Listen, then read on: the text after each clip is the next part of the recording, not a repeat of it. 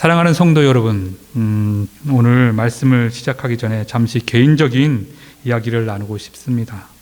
정확히 몇 년인지는 제가 기억이 흐릿하지만 아마도 이 교회가 지어지기 전에 사랑의 집에서 예배 드릴 때였던 것으로 기억을 합니다. 당시 저희 제 자녀들은 홈스쿨링을 하며 성경 암송이 한참 유행처럼 번지던 그런 시절이었습니다.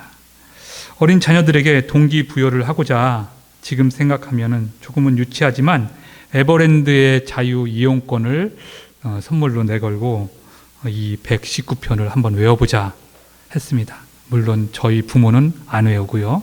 자녀들에게만 강요를 했던 적이 있습니다. 그때는 그저 아이들이 성경 말씀을 가까이 하고 암기하는 것이 암기하는 그 자체에 의미를 두었던 것 같습니다. 하지만 세월이 흘러 지금 이 시간 제가 이 시편을 다시 한번 읽고 말씀을 준비하기 위해서 묵상하면서 이 아무 의미도 깨닫지 못하는 아이들이 깨달을 수도 있었겠지만 계속 너무도 긴 176절에 달하는 이 구절, 그리고 여러분도 읽어보셔서 알겠지만 내용이 계속 반복돼요. 단어들도 계속 반복되고 이거를 외우게 했다는 게 과연 최선이었을까? 혹시 아이들에게 부담을 너무 준 것은 아니었는지 참 깊은 반성으로 저에게는 다가왔습니다. 이 비슷하고 끝없이 반복되는 이 구절, 이 긴 시편을 어이들에게 무작정 외우게 했으니 참 자랑이라 할 수 없다 생각됩니다. 우리 모두는 처음 부모의 역할을 해오고 있기에, 그리고 지금도 여전히 배워가는 그런 과정 속에 있어서 수많은 시행착오를 합니다. 때로는 열정이라는 이름으로 혹은 신앙이라는 명분으로 무모한 부모의 모습을 보여줄 수도 있고, 그로 인해 우리의 자녀들은 알게 모르게 힘들어 했을 수도 있겠다 싶습니다. 참 깊이 반성하고 또 성찰하게 됩니다. 참 이렇지만 이러함에도 불구하고 하나님의 그 깊으신 그 은혜의 자리로 인도하실 거라, 하나님의 손길이 또 우리의 자녀들을 돌보실 거라 그렇게 기도하는 마음을 갖게 됩니다. 우리 부모의 미진함이 하나님의 온전함으로 우리 자녀들을 성장시키기를 다시 한번 기도합니다. 자, 본론으로 들어가서 시편 119편, 어떻게 보면 아름답다고 할 수 있는 독특한 이 시편은 어떠한 시편인가 한번 살펴보고자 합니다. 사랑하는 형제 자매 여러분, 오늘 우리가 성경에서 가장 긴 장이라 할 수 있는 이 119편은 그 길이가 무려 176절에 해당합니다. 이 116절은 한 절이 어떻게 여러분 옆에 지금 하얀 천에 우리 은경자매님이 수놓은 것처럼 한 땀 한 땀 수놓은 것처럼 이 구절줄이 그렇게 한 폭의 아름다운 자수처럼 이렇게 내어져 있다고 다른 평론하시는 분들, 연구하시는 분들은 그렇게 표현을 하기도 합니다. 각 구절마다 하나님의 말씀에 대한 뜨거운 사랑과 깊은 경외심, 그리고 그 말씀을 삶으로 살아내고자 한 그 시인의 간절한 열망이 가득 담겨 있다고 합니다. 이 시편은 메마르고 지친 우리 영혼에 시원한 생수를 공급하는 그런 것과 같고, 또 어둠과 혼돈 속에서 길을 잃은 우리에게 영원히 꺼지지 않는 등불이 되어주는 귀한 말씀입니다. 한번 이 시편의 특징을 간단히 살펴보자 합니다. 총 176절로 되어 있는데요. 이거는 히브리어가 22개의 알파벳으로 되어 있습니다. 그 22개의 알파벳을 가지고 각 8절씩 각각을 구성하고 있습니다. 그러니까 8절 8 곱하기 22 하면은 176절이 나오는 겁니다. 자, 우리나라의 기역, 니은, 디귿처럼 알파벳이 히브리어는 22개예요. 우리는 14개죠. 모음은 따로 있고. 근데 그러면 기역으로 시작했으면 기역으로 8절을 쓰는 거예요. 가방에, 가지가, 이렇게 기역으로 시작하는 것들을 가지고, 그러니까 그러니까 히브리어에서는 알레프가 되겠죠. 제가 이제 히브리어를 예전에 배웠었는데 다 까먹었어요. 그냥 알렙, 김멜 정도밖에 기억이 안 납니다. 첫 단어 이렇게 세 단어인데 그렇게 각각의 8절씩 이루어진 겁니다. 요거를 이렇게 표현하는 것들을 아크로스틱 형식이라고 한다고 해요. 그래가지고 이렇게 했는데 이것은 마치 장인이 온 마음과 정성을 기울여서 한 땀 한 땀 심혈을, 우리 아까도 얘기했지만 은경자매가 저 자수를 한 땀 한 땀 심혈을 기울여서 이렇게 만드는 것처럼, 그래서 이 영국의 위대한 작가이자 기독교 평론가, 변증가인 C.S. 루이스는 이 시편 119편을, 이 시편은 말하기를 하나님의 백성들이 그 말씀을 마음 깊이 새기고 결코 잊어버리지 않도록 한 땀 한 땀을 그렇게 만든 아주 끝없는 그런 말씀에 대한 사랑을 표현한 그런 아름다운 시다라고 표현을 했다고 합니다. 이처럼 정교한 구조는 단순히 문학적인 기교를 넘어서 하나님의 말씀을 향한 그 시인의 깊은 애정과 그 말씀을 모든 방법을 동원해서 기억하고자 하는, 그래서 삶에 적용해서 살아가고자 하는 그런 열정의 표현이기도 합니다. 자, 그러면 두 번째로 이 시편 119편은 무슨 내용을 가지고 있는가? 이런 혼란스러운 세상 속에서 유일한 기준이 될 수 있는 것은 바로 하나님의 말씀이다라는 그런 내용을 또 포함하고 있습니다. 우리는 종종 예측 불가능한 삶의 여정에서 길을 잃고 방황할 때가 있습니다. 마치 짙은 안개가 끼어가지고 한 치 앞도 보일 수 없는 그런 상황 속에서, 또는 때로는 안개 자욱한 그런 산 속에서 길을 잃어버렸을 때, 그래서 어떻게 해야 될지 모르고 발을 동동 구르는 그런 상황 속에서 어디로 가야 할지, 무엇을 붙잡아야 될지 몰라 불안해하고 두려워하는 그런 상태 속에서 그런 나그네와 같은 그런 인생을 살아가는 우리에게 하나의 지표를 제시하는 것이 바로 이 하나님의 말씀이다라는 것을 이 시편 기자는 얘기하고 있습니다. 세상의 유혹은 너무나도 달콤한 속삭임으로 우리에게 끊임없이 속삭이고 있습니다. 잠시 잠깐 쾌락과 눈에 보이는 물질적인 풍요가 우리의 마음을 사로잡습니다. 그것이 전부이냐? 우리를 끝없이 유혹을 합니다. 성공이라는 이름으로 이게 행복이야. 저것을 이루면 너가 행복할 거야. 세상에 수많은 가치관들이 널려 있습니다. 우리 행시 형제님이 아까 기도를 인도할 때 얘기했던 세상에 어디 공의가 있는가? 하나님의 공의는 어디에 있는가? 마이클 샌들 교수가, 하버드 대학의 샌들 교수가 얘기한 것처럼 정의라는 것은 시대적, 문화적, 지역적인 거에 따라서 달라진다고 얘기했습니다. 아주 상대적인 개념이 되어버린 거죠. 그런 포스트 모더니즘 사회에서 우리는 살고 있습니다. 너무도 혼란스럽습니다. 그의 반면에서 하나님의 말씀은 정확한 이정표를 우리에게 보여주고 있습니다. 우리 삶의 유일한 기준이 된다는 것이죠. 이것이 첫 번째 119편이 말하고 있는, 시인이 119편을 통해서 말하고자 한 것이라고 생각합니다. 그러나 시편 기자는 이런 혼란 속에서도 흔들리지 않고 분명하게 있는 것이 있다고 선언을 합니다. 시편 우리가 오늘 읽은 1절 말씀처럼 행위가 온전하여 여호와의 율법을 따라 행하는 자들이 복이 있다 하였습니다. 여기서 율법은 단순히 우리가 얼매에 있는 규율이나 규칙을, 그런 목록들, 그러니까 성경에서 바리새인들이 지키고자 하는 613가지의 율법이 있다고 하지 않습니까? 그거와는 다른 개념입니다. 그것은 하나님의 뜻, 하나님의 마음, 그 마음을 알아가는, 그래서 그 사랑을 알아가는, 그 사랑을 알아가고자 하는 그런 마음을 시인은 표현했습니다. 마치 망망대해를 항해하는 배에게 나침판이 중요한 것처럼 하나님의 말씀은 우리의 삶의 방향을 올바르게 인도하는 유일하고도 절대적인 기준입니다.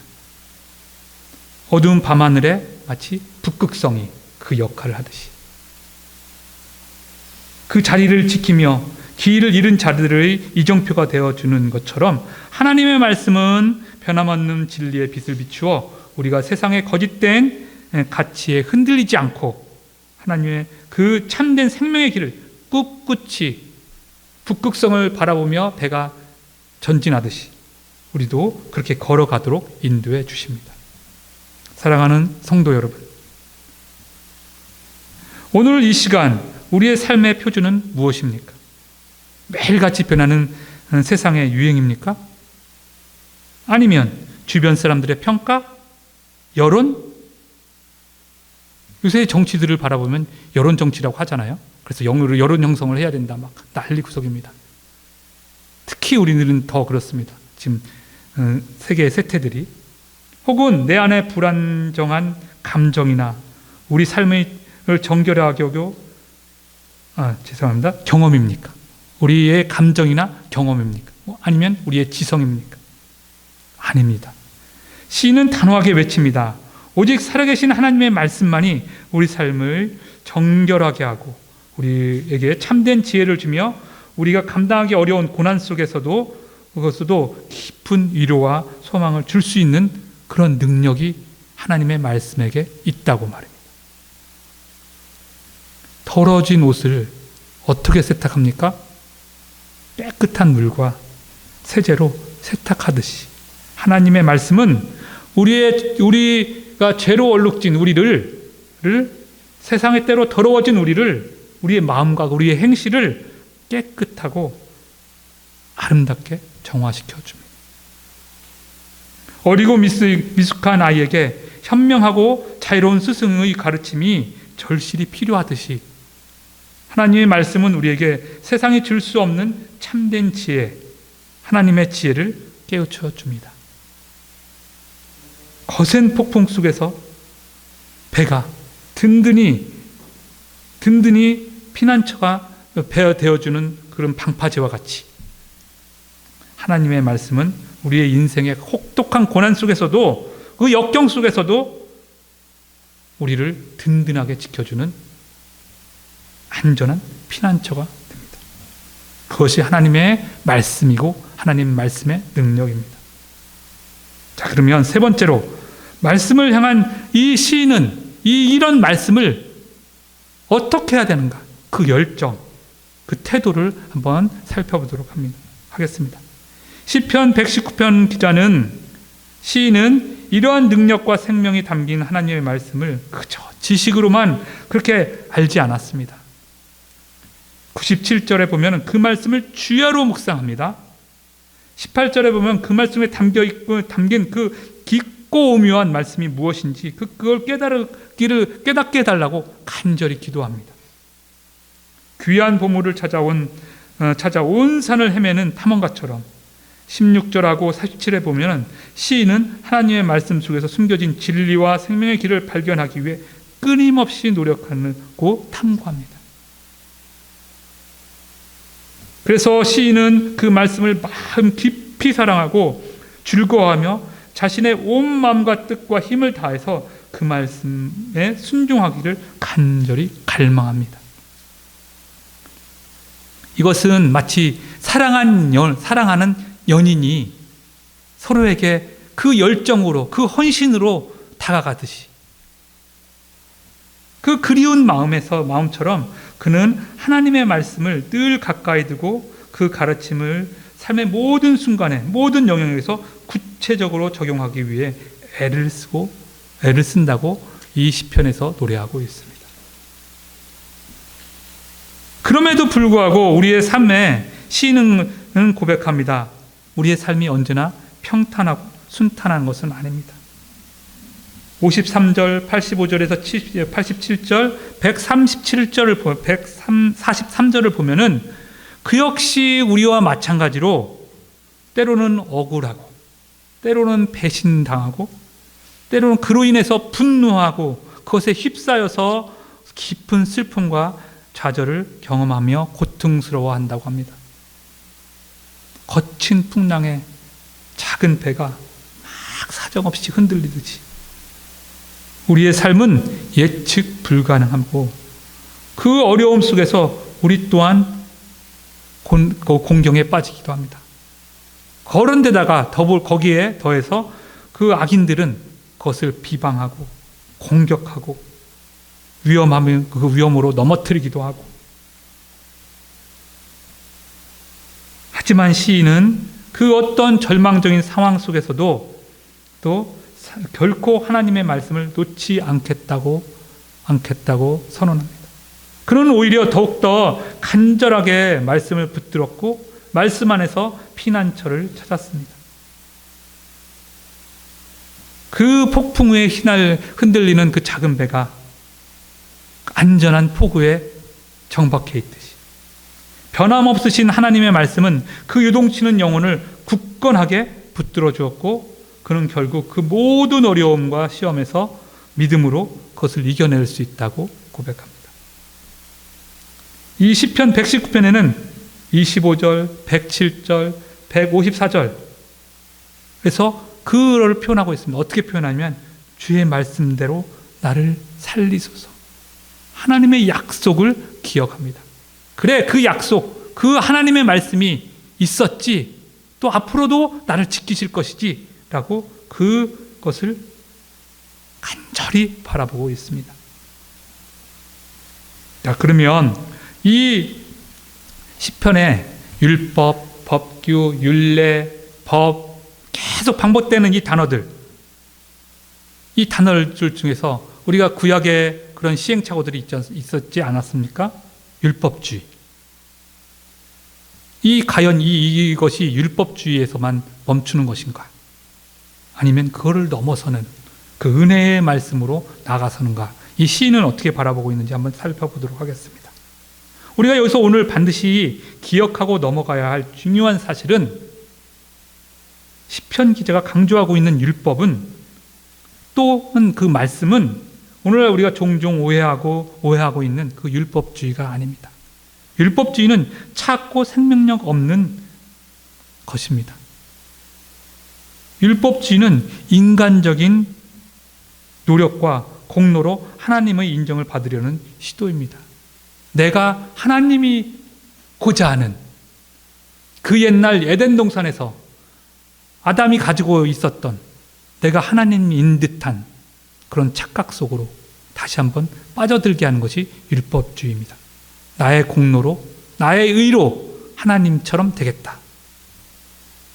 하지만 이런 인간적인 노력들이 결국은 좌절과 위선으로 이어지기 쉽습니다. 시인은 노래합니다. 하나님의 말씀은 그런 것이 아니다. 그것은 우리를 살리는 생명의 말씀이며 우리에게 진정한 자유를 주는 진리의 말씀이다. 하나님의 말씀은 너무 크고 위대해서 우리를 가두는 것이 아니라 우리를 더 열려있는 자세로 자유롭게 하는 것입니다. 이는 메마르고 갈라진 땅에 하늘로부터 단비가 흡족하게 내리듯이 하나님의 은혜를 통해 우리는 그분의 말씀을 비로소 깨닫고 기쁨으로 순종할 수 있는 힘을 얻게 되는 것입니다. 하나님의 말씀은 우리의 죽었던 영혼을 다시 살리시는 놀라운 능력이 있으며 우리에게 죄사함의 은혜와 영원한 기쁨 그리고 참된 구원을 약속하셨습니다. 그 은혜 가운데 우리는 이미 속해 있습니다. 여러분은 그 은혜를 충분히 누리고 계십니까? 마치 오아시스에서 솟아나는 그 샘물이 동물, 식물, 더불어서 우리 사람에게까지 새로운 생명으로 나가게 하지 않습니까? 우리는 하나님의 말씀에 대해서 메마르고 그런 갈급한 심령으로 나아가야 합니다. 거기에 하나님의 그 말씀이 담비와 같이 촉촉히 젖어졌을 때 거기서 생명의 음이 트는 것처럼 그 생명의 음은 우리로 평안한 안식을 허락합니다. 우리에게 평강을 불어넣어 줍니다. 그러므로 말씀을 지키는 것은 무거운 짐이나 고역이 아닙니다. 사랑하는 그분의 뜻을 따라 살아가는 것은 기쁨이며 그분과의 깊은 깊은 교제의 표현인 것입니다. 내가 말씀을 따르는 것은 내가 사랑하는 자에게, 내 연인에게 표현하는 그런 것과 같습니다. 자, 이제 본론을 정리하겠습니다.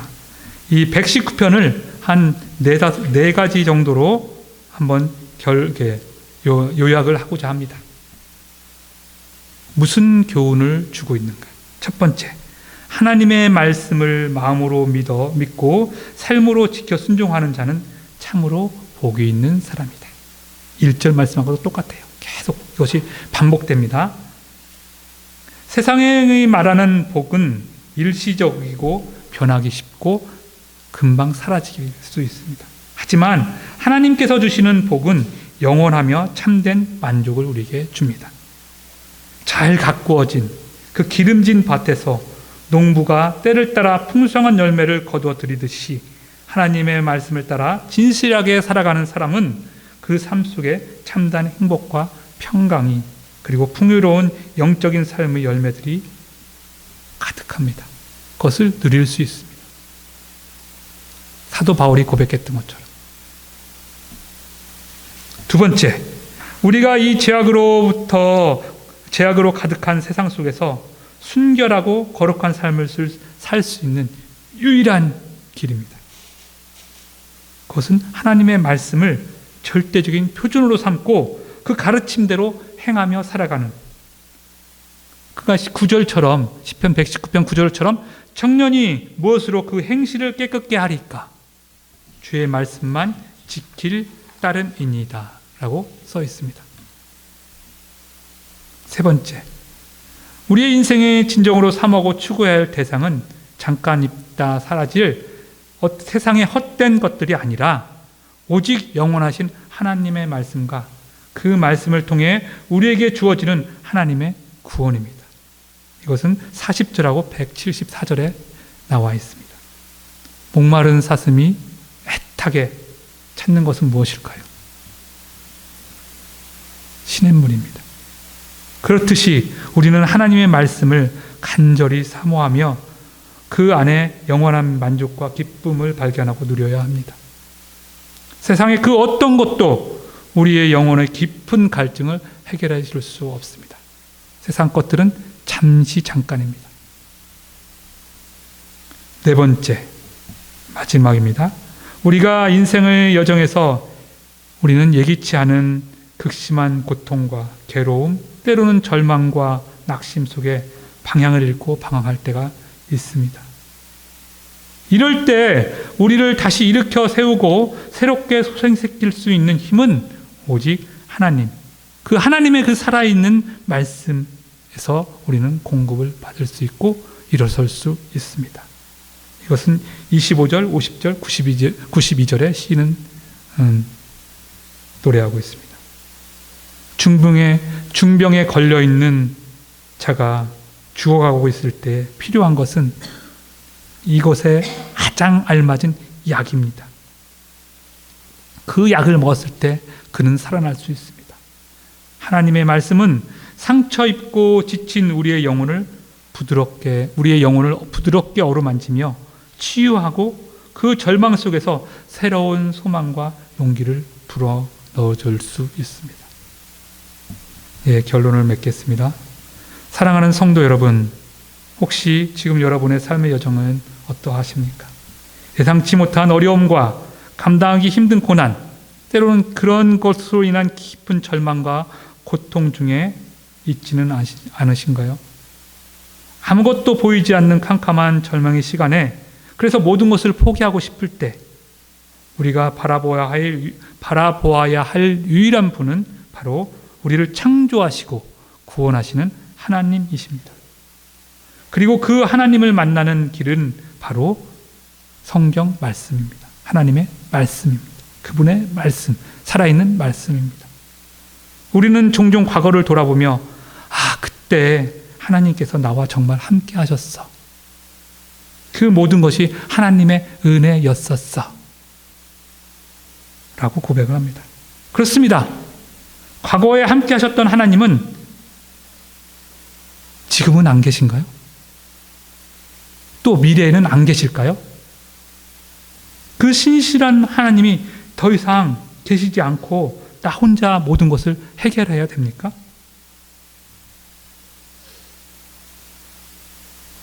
기독교 신앙은 과거에 베푸신 하나님의 그 신실하심과 은혜를 바탕으로 다가올 미래에 대한 소망을 이루기 위해 오늘이라는 현재를 기뻐하며 감사하며 믿음으로 살아가는 역동적인 것을 기본으로 합니다. 왜냐하면 어제도 오늘도 내일도 영원토록 동일하신 하나님은 그대로 계시기 때문입니다. 하나님의 말씀은 영원한 빛이 되어 우리의 모든 발걸음에 가장 선한 길로 우리 발걸음을 인도하실 것이기 때문입니다. 오늘 여러분 설교 제목이 무엇인지 아세요?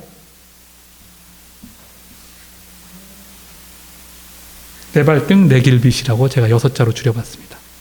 이것은 시편, 오늘 우리가 암송해야 될 시편 119편 105절의 말씀, 주의 말씀은 내 발의 등이요 내 길의 빛이니이다를 한번 6자로 줄여봤습니다. 과연 그렇습니까? 여러분의 인생길에서 오직 하나님의 말씀이 내 발의 등이요 내 길의 빛이라 라고 고백을 하며 살아가고 있습니까? 내 발의 등불은 바로 내 바로 앞에, 내가 한 발자국 한 발자국 걸어갈 때 곳을 보고 갈 수 있도록 하는 것이 등입니다. 내 길의 빛은 저 멀리 우리가 나가야 할 궁극적인 방향과 목적지를 환하게 밝혀주는 그런 원대한 빛입니다. 사랑하는 성도 여러분, 이 영원한 생명의 빛, 진리의 빛이신 하나님의 말씀을 우리의 삶의 유일한 등불이며 빛으로 삼아 그 빛을 따라 한 걸음 한 걸음 믿음으로 걸어가는 복된 여정을 통해 우리는 세상이 줄 수 없는 그런 참된 평안과 흔들리지 않는 기쁨을 누리며 이번 한 주도 하나님과 함께 동행하는 그런 삶을 살았으면 참으로 좋겠습니다. 기도하겠습니다. 하나님 아버지, 참으로 그렇습니다. 우리는 너무도 연약하고 부족해서 너무도 쉽게 무너지고, 때로는 우리의 알량한 지성과 경험과 생각으로 미래를 계획하고, 때로는 또 그 걱정에 근심합니다. 하나님, 하지만 이 모든 것을 덮고도 넘쳐 흐를 수 있는 것이 하나님의 은혜이고 하나님의 사랑인 것을 이 시간 고백합니다. 그 사랑으로 우리와 우리 자녀들과 이 공동체와 또 우리의 하는 모든 사업과 기업들 영역 속에서 하나님의 동행하심을 체험하는 이 한 주 되게 하옵소서. 우리네 인생이 되게 하옵소서. 감사합니다. 예수님 이름으로 기도했습니다. 아멘.